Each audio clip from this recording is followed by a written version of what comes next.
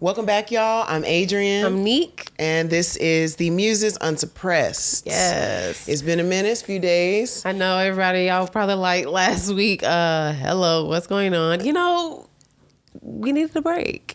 And we never said that we post weekly, so I don't even want to put that in the air. That's true. I told y'all when I feel like it, I'm going to do it. I know. And, you know, we took time off. We did post another video on our YouTube. Make sure y'all check that out. But yeah, you know, we're still committed to this.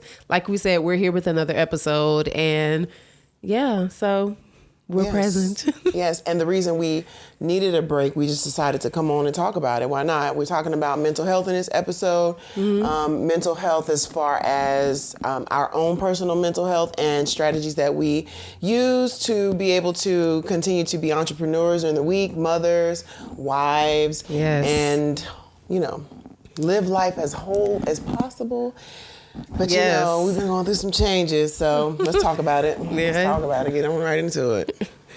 Yeah, man, last week was rough. Even for me, like, it was kind of hard for me to even navigate showing up and even trying to film this episode last week. Like, it was a lot of stuff going on for me. Like, mentally, I had a lot of different things I was battling. I was also about to come on my period. It was that time of month. So, you know, if all my women know when it's that time of the month, you be everywhere with your mind. So I was definitely experiencing that. You was too. Yeah. And it just wasn't no way around it. But, you know, everybody has different symptoms when it comes to that time of month. And also we're all dealing with different things. Mm-hmm. And we did not want to force it. That's one thing we said we did not want to do. Yeah, like that's what I was going to say. Yeah, force ourselves to push through something because we knew it wouldn't be our best. And I mean, not just that, just keep it real. Like, if I don't feel it, I'm not going to be creative.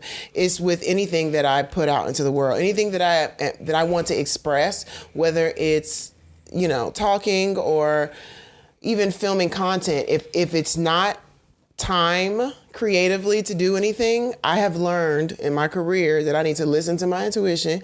And that's when usually the most creative ideas come, is when you stop and you rest. Because if you keep trying to force something and push something through, to me, it needs to feel like a flow. It needs to feel like a creative flow for me. Even if it's a struggle or a little uncomfortable, it still must feel like a ease or a flow. So for me, many of you know already, I suffer through PMDD, and that's like PMS on crack. Last week was so bad for me that I felt like just the dysphoric, intrusive thoughts, like, I just feel like I'm a totally different person. It feels like an alien comes a week or two before my period, takes over my body and my mind, and just all I can do is hold on to the little bit of peace that I have built up the 2 weeks before that. And it's not easy. I have to do nothing, like nothing. Like, that's so true. Like, in the bed, absolutely nothing. Yeah. Like, I mean, thank God, you know, we do film some like content and things like that ahead of time, but still it was so hard to push through that. And it's like, because everything that's going on in the world, and then, you know, the pressures of, oh, post this, or you have to keep pushing through, or you have to keep working. And it's like, when you do things like that, like you said, you don't listen to your body, and your body will shut down on you and say, you think you're doing this, you think you're going to push through. No, we're going to sit you down right here. Right. And you ain't going to do nothing. Yeah. And it's a lot of therapy that needed me to sit down too. I didn't know how to sit down. Yeah. And that was a part of my mental health journey too. I've been in therapy now for over 13 years, I forget now, but like, I had to be taught that it's okay to rest. It's okay to sit down. It's okay to force yourself to breathe and say, what I've done today, what I've done this week, what I've done this month is enough. And sometimes I've learned spiritually that if you keep trying to push through and you keep trying to force yourself and not, you know, sit down and give your own self rest, which is actually another form of self-abandonment, then sometimes your blessings can be blocked. You can be so scatterbrained and so chaotic mentally where you haven't balanced that work life or work spiritual flow. And you're going to pay for it. Like you said, your body going to make sure you sit down, whether you like it or not. And I guarantee you, it will be at the most inconvenient time of your life. Okay, at a time where you be like, but look at this list of things I have to do. Like, that makes no sense. But there is nothing you can do to stop that. And then on top of that, it's one thing when you just trying to stop doing your day-to-day. It's another when you have a business and you still have to run it, and then you still have to do things. And it's like, it's not hard. It's not easy to find a balance in that. No, it's not. It's because very challenging. you're constantly trying to tell yourself, oh, you're not doing enough. But then your body's like, take care of yourself. We're sitting you down. And it's like, but how do you find the balance to even do both? And it's not an easy task to even find a way through. Well, the system isn't set up for you to rest. The system isn't set up for you to find time for yourself. Slavery just took on a different form. Slavery never technically ended. The plantation just went from slavery, chattel plantation, and just for black people in this country to everyone in this country. And the plantation turned into a cubicle or a 9-to-5 or an entrepreneurial job or a creative job or a gig economy. Whatever it is that you need to pay them taxes on, they're going to make sure you keep doing it. Yep. That's their goal. And they're going to make it hard for us. Literally, that's how they've indoctrinated us. Religion's wrapped up into capitalism. Everything is wrapped up into you making sure you break your back until you are old enough to die. That is so horrible. And you are so right, because it's like, you think the rat race ends when you no longer, like you said, work in a cubicle. No. The rat race now is all on you. No. It's about what you can physically do. And like you said, the odds are always against us. It's like, you think you're going to be this amazing billionaire? You think you're just going to have an easy road? No, we're going to make it even harder for you. Exactly. Even on social media. You think you're going to be a content creator? Watch this. Watch this algorithm. Okay, we're gonna push the mediocre people up to the top, but no, we're gonna make you work real hard. And not even the mediocre people. You can have as many followers as you want, as many supporters as you want. We're not gonna show them your content unless you pay us. No, we're not gonna do it. And like you say, because we live in a gig economy now, if you don't have not only if you don't have a Instagram, if you don't have a TikTok, if you don't have this, now you need that. It's like, what are you doing? Like, no one's watching TV anymore. So no, you need to be promoting yourself on all these different platforms. And yes, pay me, because if you don't pay me, I'm not going to push it. And if I don't push it, you're not going to make any money. So exactly. And so with all this in mind, including inflation, not to mention how millennials and Gen Z as a whole have been completely robbed of anything and everything in this country. So I'm going to take time to rest. I'm going to take time to sit. I'm going to take time for Adrian and for me and for my family and for our joy and for our peace, because one thing you cannot do is take my peace of mind. One thing you cannot do is turn me into a work mule. Yeah. I will sit and I will let the universe handle everything it need to handle. That's just, maybe it's a flaw. I don't know, but it seems to be working all right. I think it worked perfectly fine. I mean, you're going to be taken care of. That's one thing about it. Like, you will have no choice. I did want to ask, what do you think is the biggest struggle having to figure out how to balance being a businesswoman, but also being a mom, like making time for the girls mentally to, to help them through their struggles or their issues that they might have going on in their life? Yeah. What do you think is the hardest part about that? Wow. It's not easy at all, because you have to, as a mom, first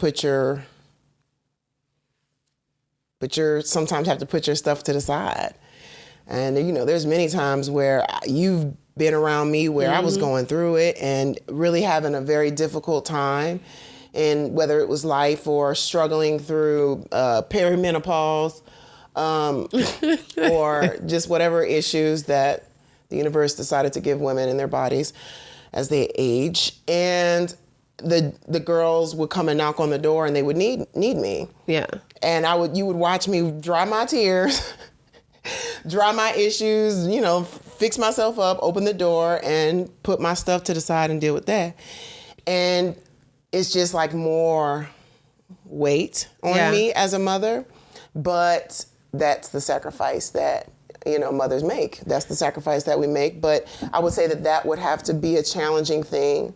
As well as like business, even though I can take a break and say, I'm gonna let the universe handle it, I still have goals, and I know that, with balance comes well-being. Mm-hmm. And well-being to me looks like a lot of self-reflection and a lot of self-analyzing, and then allowing those feelings to flow past and reminding myself constantly that, all right, just because you're tired don't mean you stopping. You're not finna give up. You might be a little tired, you might be a little exhausted, but it's time to go. We got goals, we got plans, and we have ideas that we need to bring into fruition. And so getting myself from mental health challenges or physical health challenges that I have to battle every month to a transmutive state of well-being or a state of creative flow over the years has taken some time to learn to develop. It's taken some time for me to learn, okay, today I need to go walk. Today I need to get in the sun in order to transmute this. Today I can tell you for a fact I have not drank enough water.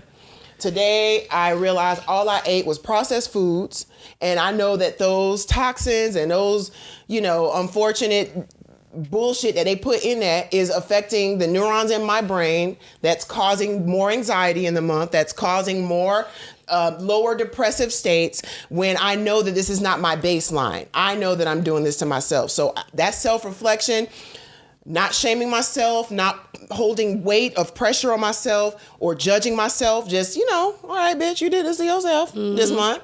Next month, let's try harder. So I'll get up and I'll know what I need to do.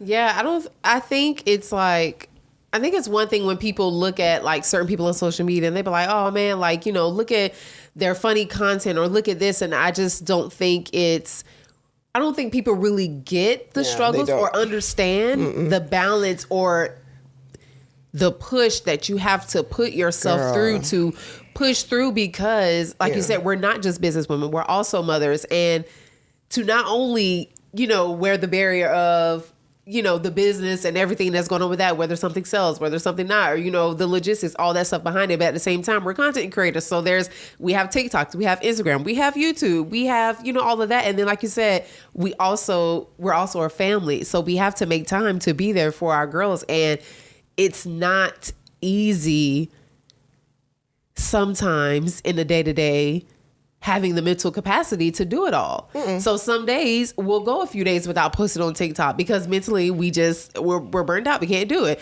Or we'll go a few days without, maybe not even posting on YouTube or, Instagram don't even get a post. It's like... It's true. First of all, I'm never posting every day. You're not getting that out of me. I don't work for your fucking platforms. You can stop that right now. No, ew. That's ew.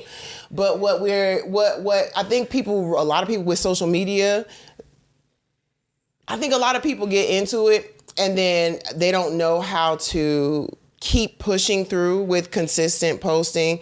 Either A, without comparing to other people, or B, without looking for instant gratification through results or numbers. And I think that deters a lot of people, or sometimes people don't even want to put themselves out there. I get that question a lot because of the nerves of being criticized or judged or scrutinized, and that fucking is hard. It is. I will not lie to you. I am, guilty of that. Like, there have been a lot of different things, that I've wanted to do or pursue on my own, but if I do something one time and it don't get enough traction or instant, like you said, reward that I'm looking for, I'll stop. Or I'll try something else. If it doesn't give me what I want, I'll stop. And I have to get out of my own way because I always can see the vision. You even help me see the vision sometimes. And it's like, if I'm always looking for some instant reward, it's not going to make me push through. It's not going to make me be consistent. And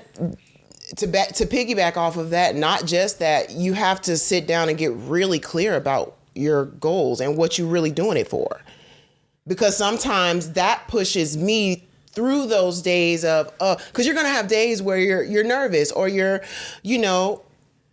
concerned, or maybe you're not feeling good, or maybe, I don't know. It's just the third time you got to keep pushing yourself through low view content, or because these algorithms will fuck with you. You be thinking it's you, it's not you, it's the girl. Anyways, you got to really remember why you're doing something in the first place. And it has to mean something to you. For me, it just can't be like, oh, well, I'm doing this to go viral. Yeah. Don't make that mistake. It needs to have a deeper meaning, because you can't control that. That's out of your control. You can't control once you put something into the world, whether people will, accept it or not, or people will reject it. All you can do is put it out. And I feel like when people search for external validation through social media, is not going to work for you for very long. It's just not. It's not, because you're going to start doing what other people do because you see them go viral, and that might not work for you. That might not be your calling. You might not be your testimony. Or you'll start to, like you say, kind of shrink yourself down from keep posting, because your value lies in numbers. Your value lies in the analytics of a thing. And it doesn't lie in, let me post this art to help heal my community. And so that way, if you get 3 comments, for a fact you done healed 3 people. Or maybe let me post this so that I know for a fact that this content will eventually get me to whatever goal you may have in the future in your career or your profession. So you're not looking at that instant number gratification. You're remembering your long-term goal and why you're doing it. Yeah. But the funny thing about social media is the way that it's been glamorized for people to always think you always have to look your best. Oh, if you don't get these numbers, then your content must suck. And it's like, if you're a content creator, you're someone that's put yourself out there, that stuff's going to take a toll on you, and it will stop you from pushing yourself on social media. But also, if you're someone who likes to poke fingers or comment bad stuff on people's social media posts, keep in mind, this is not easy for everyone to do. I'm not going to beg people to be nice. People hate themselves. So when bad comments to me, you took your time as an adult. And most of the time, if they're kids, so I don't care. But if it is an adult, you took your time to think of me. Yeah. In other words, I stole time from your life. Thank you for that. As in addition to the engagement that you put to help push my content further. Thank you, son of a bitch. Right. So to me, bad comments, don't even worry about that. Those people hate themselves. You're not going to get everyone to love you. That's unfortunately the price you pay when you are posting anything on social media. They wish they could do what you were doing. Well, they wish they had the guts to take the risk. Social media isn't for everyone. I don't think everyone wants to do it, but I do think if you are a grown adult who took the time to comment on a stranger's post, your true feelings, I ain't gonna lie. I might hate on a nigga page, but I'm not gonna take the time to comment. I'm just keep scrolling or unfollow them when it gets too much. And as far as mental health, social media, bro, I have to take a break on that too. As far as even consuming it, as far as not just posting, even consuming it, because I don't know what the hell's happening, but social media over the last few years especially has gotten incredibly dark. It's like an energy. For me, as a highly sensitive person, I feel that through my phone. I feel people's energies. I feel people's insecurities. I feel people's pain and suffering, even through the pictures. And it's just sometimes delete. I just have to delete people from my account. Sometimes I have to delete. We might be cool in real life, but sometimes your content that you put out on your page may be affecting other people where it might be a little heavy. For example, somebody was posting something that I follow about really, really heavy that was going on in their life. And it was a trigger for me. And not that, I don't support them, but for me, I don't want every time I refresh my page, I'm constantly reminded of something. You got to clear out your stuff, and don't take it personal if somebody unfollows you. Sometimes that's not a true reflection of how I feel about you in real life. Sometimes your content is just not it for me. Yeah. So how do you feel, or what do you think social media has done when it comes to like the girls and, you know, their generation? Like, do you think it's kind of been like a bad influence or a bad like look when it comes to the things that they look for as they're like being teenagers or being influenced by like as adults, or things that they feel like they should have, ways they think they should look? In my opinion, I do think social media has definitely affected not just, of course, our girls, but the entire generation, and not just their generation. I feel like it's messed with us too, and Gen A. And so I really do believe that, well, one particular example was when Aaliyah, my youngest daughter, was in high school. We had just finished homeschooling them, and they really begged me to experience the last 3 years of high school in a brick and mortar school. Yeah. So reluctantly, we went ahead and let them do it. I don't believe in kind of capping your kids and what they want to experience. So we tried to prepare them as much as possible. I knew for a fact there would be some major changes.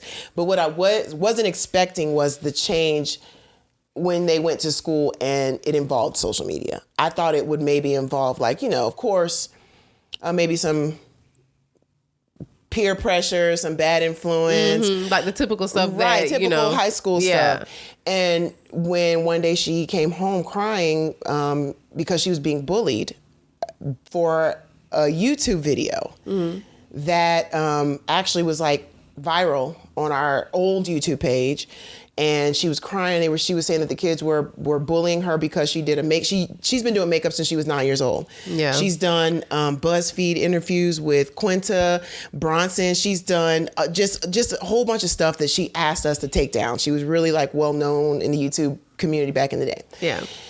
And so of course I took them down. I tried to talk her into like, you know, standing up for herself, and but it's kind of difficult to do that.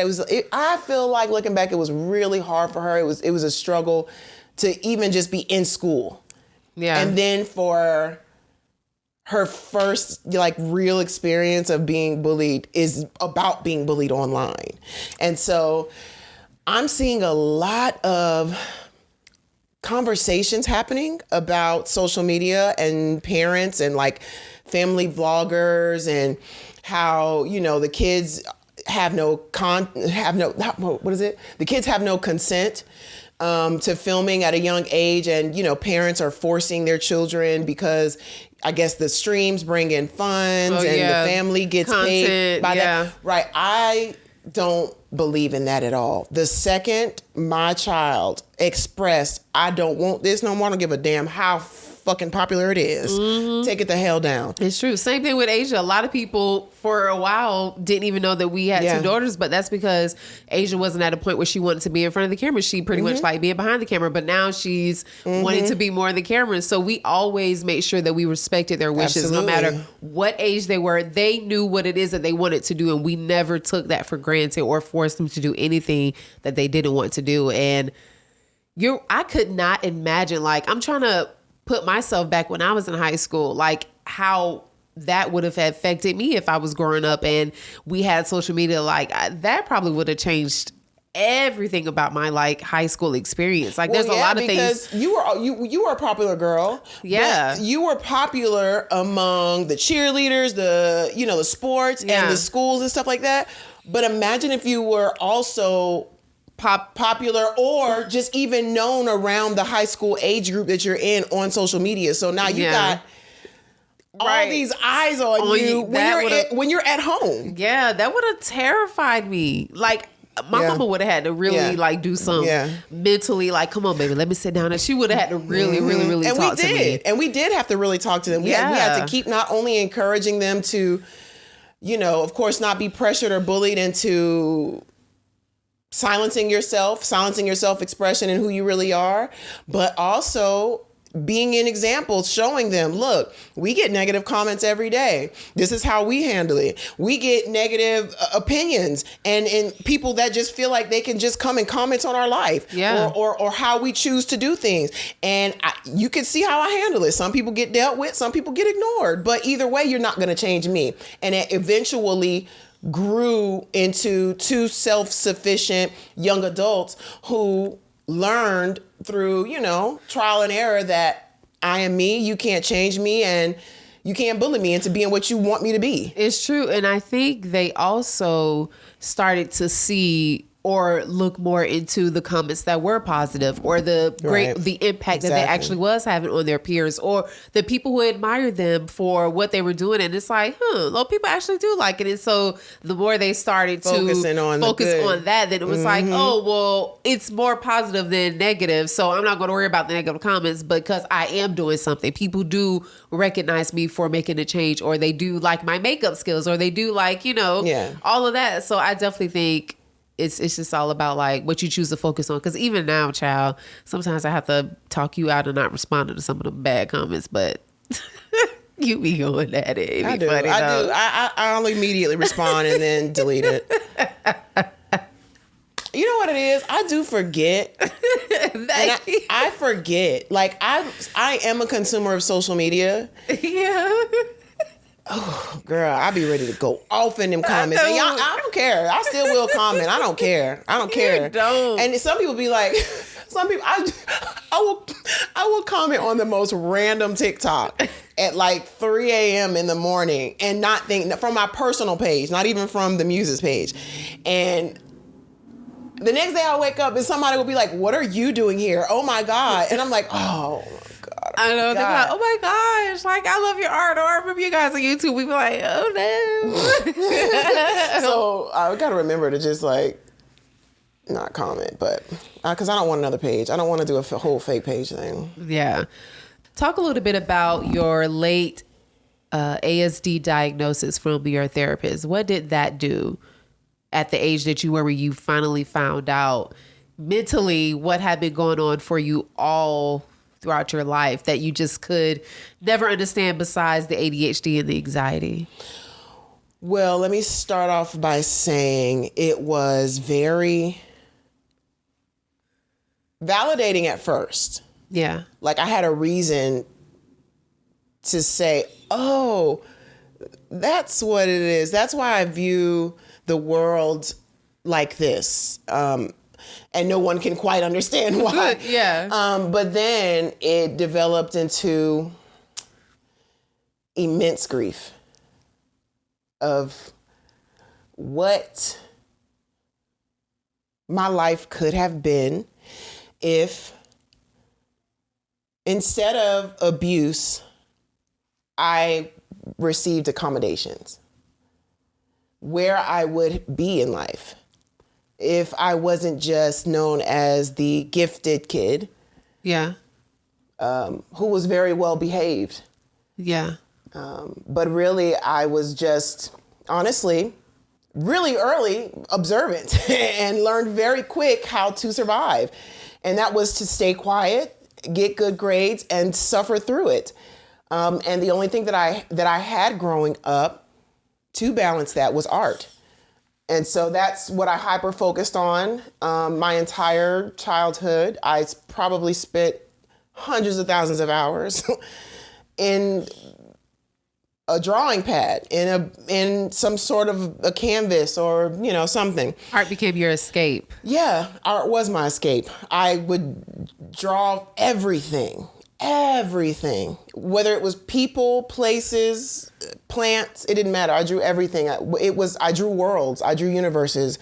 I drew what I wanted to see in life. I drew my mansions when I grew older. I drew my escape plans from the church. I drew everything. Yeah. And so it started to make sense as to why I always reverted there in times of what I now know were meltdowns. Yeah. And they were known as what I didn't know were autistic meltdowns in a Black woman.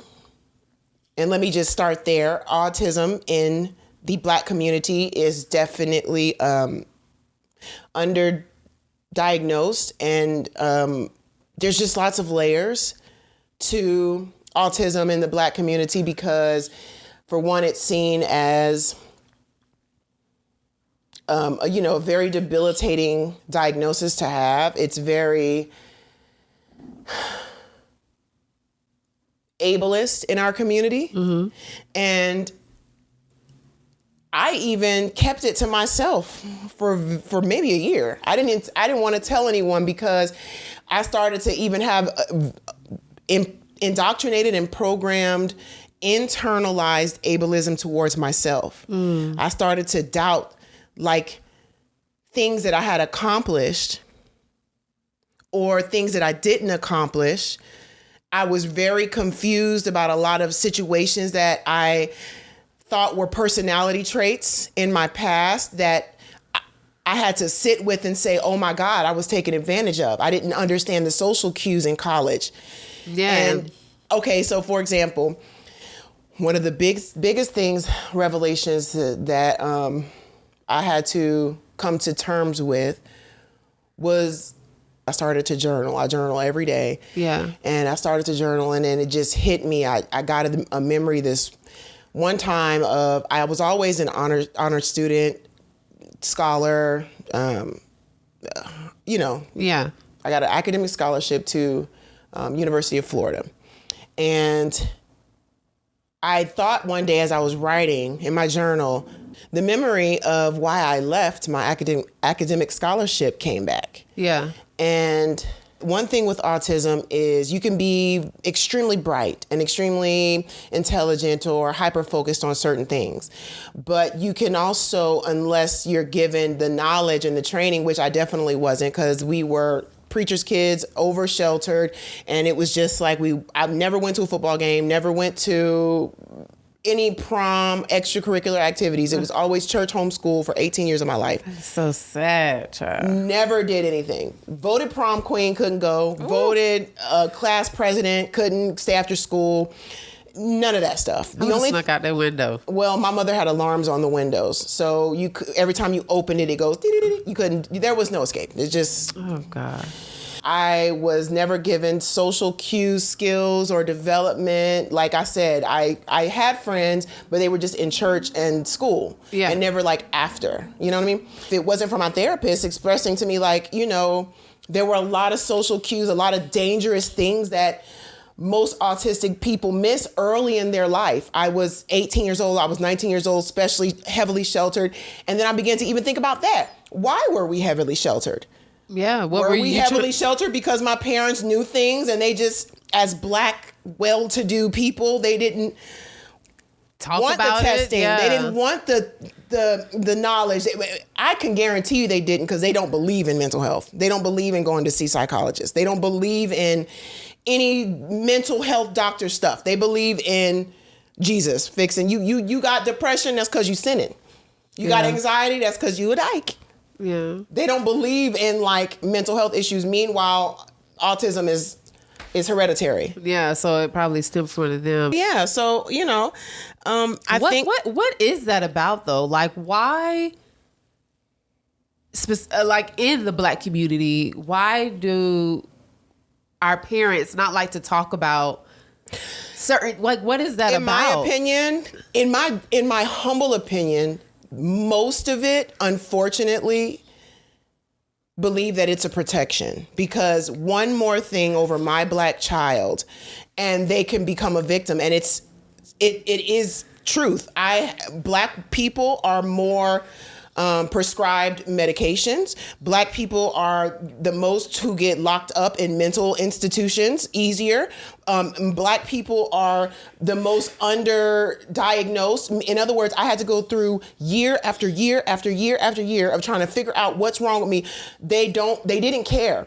One year it was just ADHD and nothing's wrong. Get these medications and shut up. The next year, and you have anxiety. Get these medications, shut up. The next year is, and you have severe OCD. Get these medications and shut up. And so then I had to go through weaning myself off of those because of the extra side effects that they were giving me because I didn't have, more holistic tools at the time to help me focus. And, it was a whole thing. That's a whole nother episode.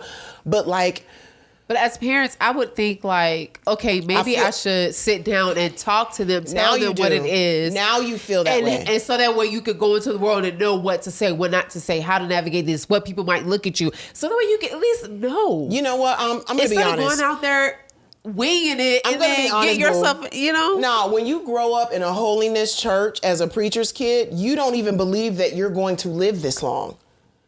Every single day of my life, I was expecting Jesus to return. I'm like, Jesus is coming back soon. Jesus is coming back soon. He finna crack the sky.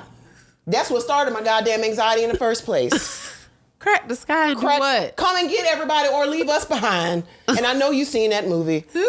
They made us watch that shit at 6, 8, 9. Man, that is abuse. And unfortunately, my therapist I had to deal with learning my upbringing in church was fundamental abuse. And it actually, scientifically, look it up, fucked up my prefrontal cortex. It fucked up my brain development. Dang, that sucks. It literally caused fear. So an example of how it grew into fear, you may look and say, oh, well, you're successful or you're artistic or, you're creative. But what you don't see is the other side of it that I have to fight through just to fight the voices of my indoctrination of just being beat into my brain since I was 1 year old, that I'm going to hell because I no longer go to church. I'm going to hell. It doesn't bother me to that extent anymore, but it's more so shows up in subconscious ways like,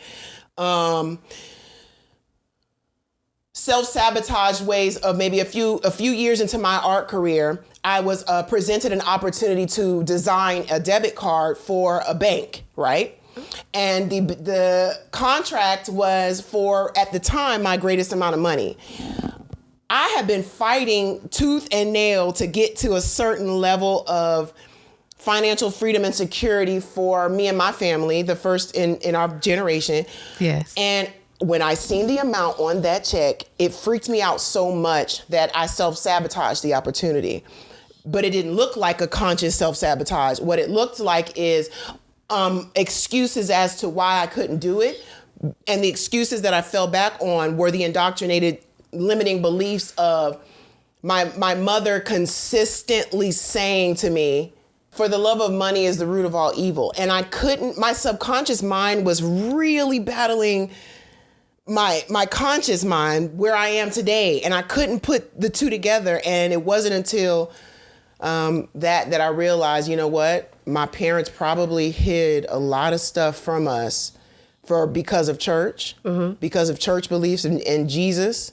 Saying, if I can remember trying to go up to her, say, hey, something ain't right. I'm having difficulty with this in school and I need help. You better figure it out. So you know what I did? ADHD and autism in young girls looks like, all right, I'm going to stay up all night and figure out this shit by myself, no matter how long it takes. And I'm going to memorize it and I'm going to fucking get this. In boys, it looks like hyperactivity. It looks like, oh, I'm not paying attention in class, so I'm going to draw on this desk. But in girls, we get slid. Oh, she's making A's, so there's nothing wrong with this one. Yeah. But you don't know what it took for me to get those A's. And so in adulthood, I was still carrying those work ethics with me. Do you think you ever maybe have self-sabotage some of your relationships once you came out because of your background? Like, did you ever have those thoughts or did you ever have to battle I'm going to hell because I'm gay when you were in lesbian relationships? Oh, yeah. Before therapy, before you? Oh, yeah. I'm going to tell you that, could you know? Anxiety, the fear might be there, but we're going to get through this. Okay? We're going to push through. Listen, let me explain something to you. We're going to... We'll be all right, baby. We will be all right. Because what it is working through it. Yeah. I feel the fear. I feel the emotions. I hear the scriptures. But I'm going to fight this. And you know why? Because it ain't true. I've proven that it ain't true to myself. I know it's not true. So I don't care if I have to keep doing this over and over, and eventually it stopped. Eventually it weighed nothing in comparison to who I was laying next to. Yeah. When I met you, if that fear, or what we call, in my therapy, we call it religious OCD. It's when you have intrusive thoughts of indoctrinated beliefs that no longer serve you. So when you came to me and those feelings would come back in my mind, or even simple as like holding your hand, it was just a trigger. You know, we may be walking outside in a mall, and my brain may see people, and then that's what triggers the thought. So it's not even me consciously bringing it to myself. It's intrusive. So I will have to battle it and say, no, this is the love of my life. And this pussy worth going to hell for.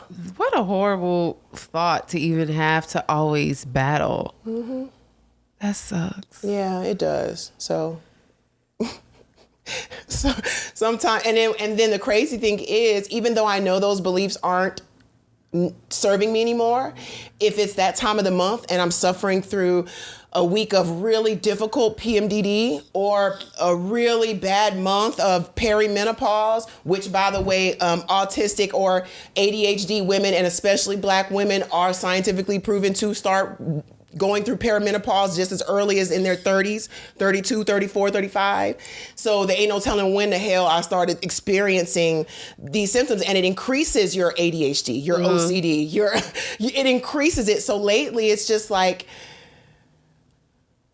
I can't do anything today. Even though I know these thoughts ain't real, they're still, it's too many. It's too many. And I just have to sit on my balcony, sit on the beach, smoke, or, just paint for not to sell anything. Just paint to not show anything. Just get it out. Or exercise. Sometimes you say going on walks. Like, I know that usually always do that. Or microdose. Lately, that's been really helping me.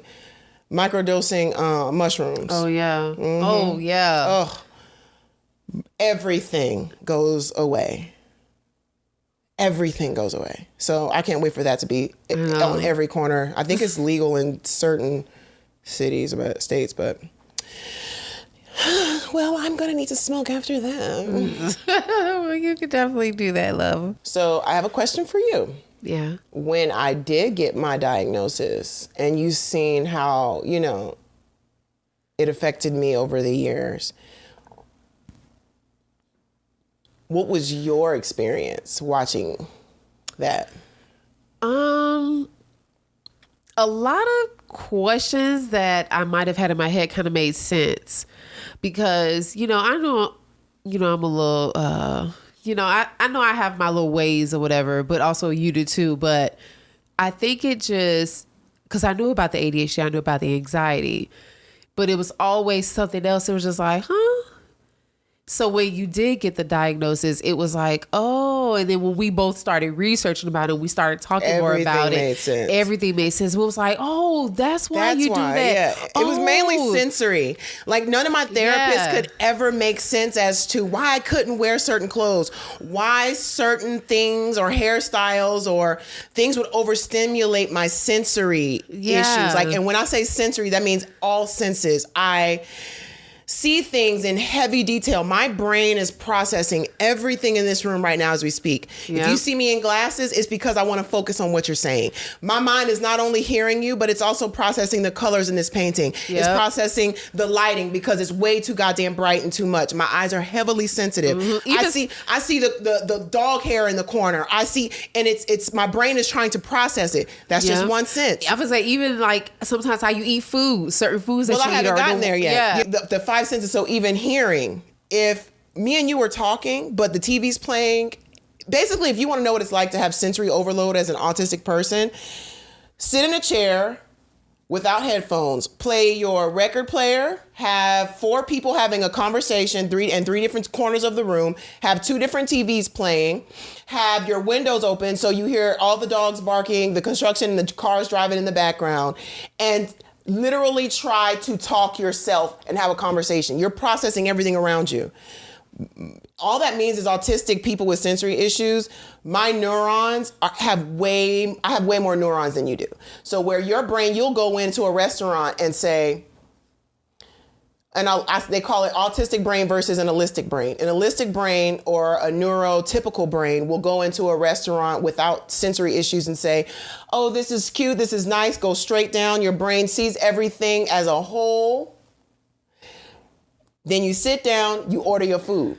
for me, it's different. I walk into a restaurant, and as an autistic brain, my brain processes things from the bottom up.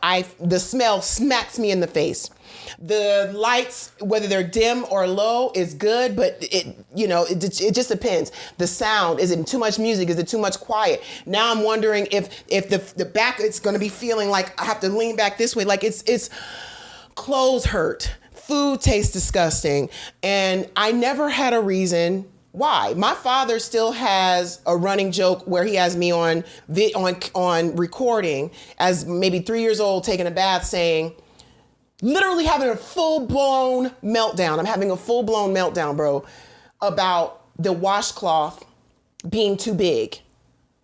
And I completely remember and know exactly what I'm talking about. They're like, it's not too big, Adrian, it's not too big. And I'm just screaming in the tub. You don't understand, I can't wash. I can't wash because it was too thick. I didn't like the texture. I like the thin ones, you know what I mean? So because it just felt better on my skin. And I couldn't find the vocabulary. I didn't have the words to express that. So there were signs all up and down my childhood, even until adulthood. I wipe my feet before getting into the bed. It's a ritual, but it's OCD, but it's sensory. You see what I'm saying? Yeah. How did it feel when you did that make sense to you as to oh, that's why when I cook her this meal, she can't. Definitely. It definitely changed. Or I can't eat leftovers. It definitely changed the way that I cook, the way I plate your food, all that definitely came into play. So I definitely had to keep that in mind, but it all made sense. Right. For sure. Well, I want to fucking thank you for being there because that was very difficult for me to process and still process. Every day I feel like it's a new discovery or something else to research. And you have been the best thing that I've could have ever asked for. Well, I like to think that I'm very understanding. I don't judge at all, and I let people just be how they are and how they present. So I love you the way that you are. Listen, before the diagnosis, that's what brought us together anyway. It was just, I didn't have to mask with you. Yeah. Because, you have your ways and I have my ways. Yeah. And come to find out, you on the spectrum too. And usually we find each other. So look at us. What they call that show? Two Peas in the Mind? No, what's that? Love on the Spectrum. Mm-hmm. Look at us. Love on the Spectrum. And it works for us. And we found a way in a life with our ADHD kids and everybody on the spectrum in this motherfucker. Okay. That's why, hey, it's pros and cons to it. We all creative in our own ways. We're all expressive in our own ways. But, we want to start talking more about just the mental health challenges and the mental health championships that we've won in this life and on this journey to well-being and better health. And I just really felt like, even though it is difficult as fuck to talk about and has been, and I'll probably get off this podcast episode and have to work through actually publishing it and just pushing through the fear. But I really just want to be, I don't know, I just want to be an example to people that may be looking for answers to questions they don't even know to ask yet. And so, yeah, that makes sense. The Muses are here to inspire you all. Yeah. So, you know what I'm saying? Drop your comments and questions below. If you enjoyed this episode, let us know. If you want us to dive deeper into some topics or you have some specific questions that you want to know about mental health, please let us know. And yes, thank y'all so much for watching to the end, listening, and until the next episode.